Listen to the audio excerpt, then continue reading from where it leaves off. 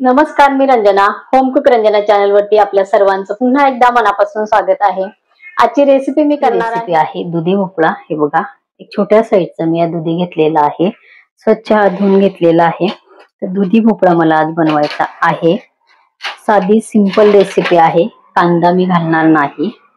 बिना कांदा घातल्याची ही रेसिपी खूप छान होते. भोपळा स्वच्छ धुवून घेतलेला आहे. एकदम मोठे याचे पीस आपल्याला करायचे नाही. हे बघा, यातले बिया वगैरे मी काढत नाही. बरेच ठिकाणी आतल्या भोपळ्याचे हे सगळं पांढरं जे आहे बिया काढून टाकतात, तर मी बिया काढत नाही.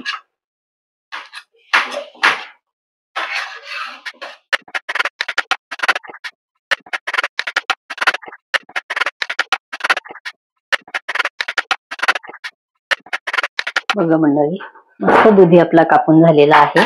आता इथे 4-5 मी घेणार आहे लसणाच्या पाकळ्या. त्या फक्त आपल्याला ठेचायच्या आहेत.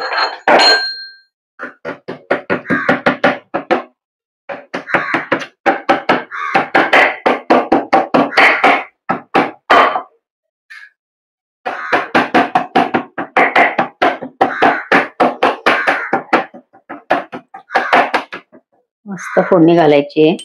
कांदा न टाकता आपण ही भाजी बनवणार आहोत. कढईमध्ये 2 टीस्पून मला घालायचं आहे तेल.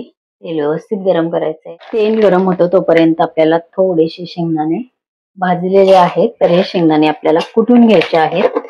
तर हे बारीक कुटायचे आहेत, जाडसर ठेवायचे नाही. हे बघा, बारीक कुट आपल्याला करायचं आहे. कढईमध्ये तेल सुद्धा व्यवस्थित गरम झालेलं आहे.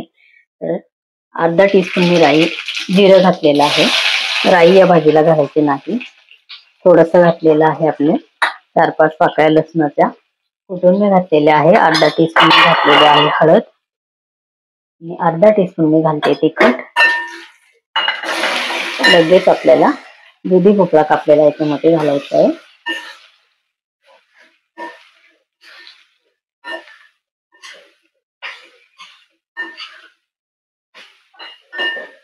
शेंगदाणे मात्र भाजलेले नसतील तर भाजून घेऊन नंतर करा. जर भाजलेले शेंगदाणे नसतील आणि कच्चे शेंगदाणे कुटून घेणार असाल तर मात्र ते तेलामध्ये व्यवस्थित परतू द्या, त्यानंतर टाका. अगदी थोडेसे शेंगदाणे घेतलेले मी, पण ते बारीकच कुटायचे आहेत.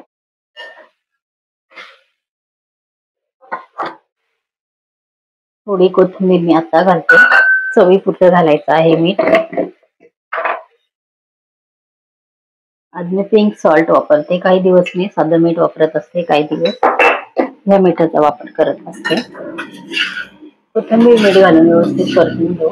आणि आपल्याला आता इथे थोडंसं घालायचं आहे पाणी. आपल्याला सुकी सुकी भाजी करायची आहे. खूप जास्त पाणी घालायची गरज नाही. जास्त आपल्याला गाळ एकदम दुधी भोपळा शिजवायचा नाही, त्यामुळे जास्त पाणी घालण्याची गरज नाही. खूप लवकर ही भाजी 10 मिनिटांमध्ये आपली भाजी तयार होणार आहे. झाकण मी ठेवणार आहे याच्यावरती. आता पॅक मीडियम गॅस करून आणि याच्यावरती झाकण ठेवायचं. परत एकदा व्यवस्थित मिक्स करू.